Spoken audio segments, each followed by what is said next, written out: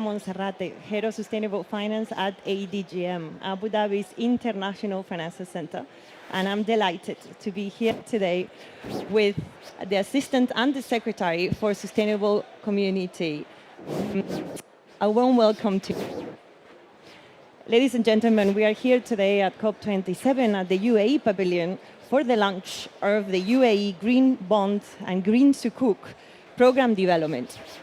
Before we go into the questions of the report, let's give a bit of background. So, Isha, I know that one of the three pillars of the UAE Sustainable Finance Program, it's about enhancing the supply and demand of sustainable finance projects.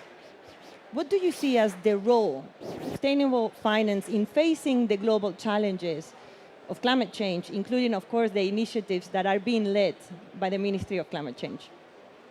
Well, thank you, Mercedes, for hosting me today in the UAE Pavilion. I'm very proud to take part in this session, and I'd like to start by emphasizing the fact that one of the key sustainability elements is economic sustainability. And with that being said, financial sustainability is a key trigger in the way that we are going to combat climate change. Now, there is no point that sustainable finance leads or financing leads to increased and unsustainable debt management, where people at the end of the day feel like they are in another dilemma or another challenge. And with that being said, I see the role of sustainable financing as a key enabler for a sustainable transition toward net zero. And the fact that we all have to realize that with sustainable financing coming on board, the journey toward net zero becomes easier. And the fact that there will be so many opportunities for the relevant stakeholders to get significant benefits and gains from this specific journey. In the UAE, we have launched the framework, Sustainable Finance Framework, and we are very proud to see so many of our colleagues here who work tirelessly on this framework, and they are currently working on implementing this through a national working group. We're also very proud to know that 105 institutes have signed the Sustainable Finance Declarations from both Abu Dhabi and Dubai. And we wish to continue this journey in an effort to support sustainable financing and the transition to net zero by 2050, as it's the UAE's contribution to our international obligations. Indeed, and in fact, today the Sustainable Finance Working Group that is made up of the UAE financial regulators, exchanges, the ministries, but also the UAE Central Bank, will be issuing a high-level statement on the work around disclosure, governance, and a UAE-wide taxonomy. And we at ADGM, the International Financial Center of Abu Dhabi, we are looking to issue a consultation paper on ESG disclosures, but also product requirements, including green bonds. Now, let me ask you, there are so many products.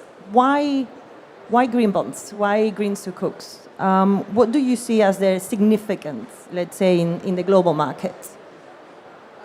Actually, sustainable bonds and sukuk provides so many benefits for the community. And they are managed in such a way that most or the majority of the finance is well synthesized with the green projects and the bankable smart projects. And with that being said, it provides the confidence for the investors to know that their resources are channeled towards sustainability. And it's going to a better cause, a cause that will not only make them gain some financial benefits, but to make the world a better place to live in, and also help us to overcome the global challenges that we face.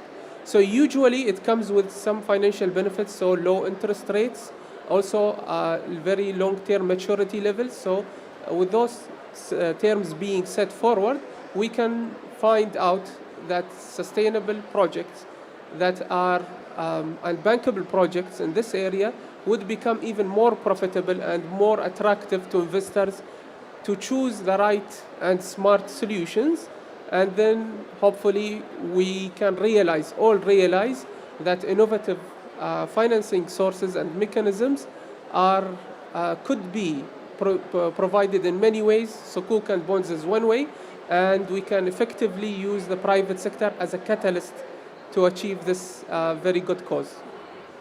I think the collaboration between the private and the public sectors to scale up and move forward the agenda. Clearly, there is a lot of work need to be done in terms of knowledge and awareness, even though there is a growth interest. They have not been adequately understood. What do you see as the potential for growth, particularly in the UAE? So the UAE market of green bonds and Sukuk is valued at around $17 billion.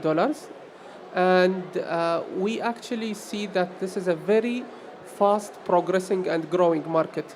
Since 2017, and I can see many of our colleagues from FAB who started this journey, so many bonds have been issued. Started in 2017, the first one was issued and valued at around $587 million. Later on, many have followed. In 2019, we have seen MAF issuing their own Sukuk to support the green transition of the full group in many areas in the hospitality divisions. And it was also valued at around 600 million USD. Later on also we have seen in 2020 Etihad Airways, who became the first aviation institute or entity that issued sustainable aviation financing or transition mechanism with another value of about $600 million. I think with all those projects coming into the picture, we can actually see that there is very large interest from the private sector, and we can actually see that this specific project product could be valuable in the market and would definitely support the transition to net zero. But I think the very critical thing that we all collectively need to work on is the fact that we need to set up the framework of how this specific bonds could be here issued, and how can it be linked also with many of the angel investors that are very much interested in this project. So when we looked at the landscape, we actually found out that many financial institutes, including pension funds, sovereign wealth funds, development funds, they are all looking for this product. They are looking for bankable projects. They are looking to support those projects. But I think we need to put in place a framework of how we can engage them, a framework of how we can identify those green projects.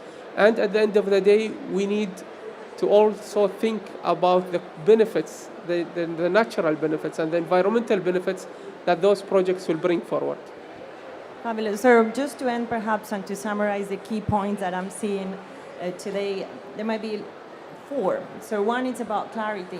One, it's about frameworks. It's about making sure that we are coordinating efforts with the ministries, but also the financial regulators, to provide clarity as to what constitutes a green bond, a green sukuk, or even transitional bonds or transitional funds or portfolios. The second one is collaboration. We need to work with the private and the public sector. It has been mentioned already, the Abu Dhabi Sustainable Finance Declaration, the Dubai Declaration, and I see here some familiar faces with whom we've already been working towards achieving and scaling up sustainable finance in Abu Dhabi, in the UAE, but also in the wider region. Just to thank you very much for your insights, for your vision, and we look forward to working with the Ministry of Climate Change and the different stakeholders to move forward the agenda at COP27, but also ahead of COP28. Thank you very much. Thank you very much, and I wish also our great crowd, if you can use the QR code and download the report and make use of this specific educational tool. Thank you all for joining us. Thank you.